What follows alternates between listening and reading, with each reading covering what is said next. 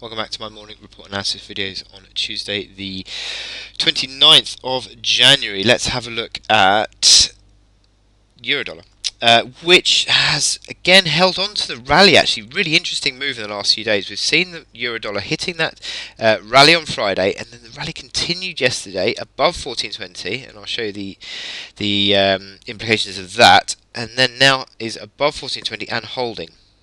Interesting today. Look at these momentum indicators. Stochastic swinging higher. MACD line is ready to come higher.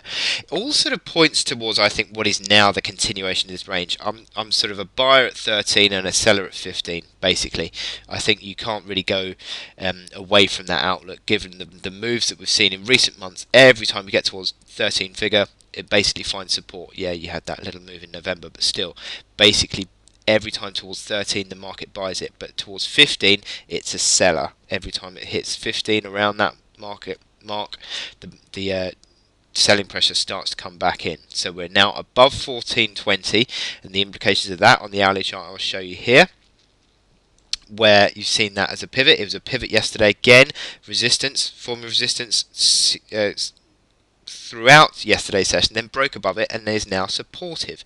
So that's initial support at 1420, and then 1390 being yesterday's low.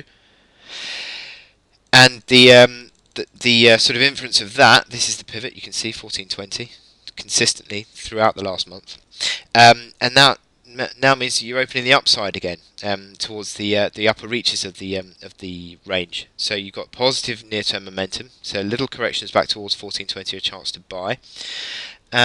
But ultimately, it's a range play, and you can see that continuing really, and nothing really to change that quite yet. So above 1420, I'm marginally positive bias towards 15, but not expecting a decisive breakout. So with that in mind, I wish you good luck in your trading today, and I will speak to you later.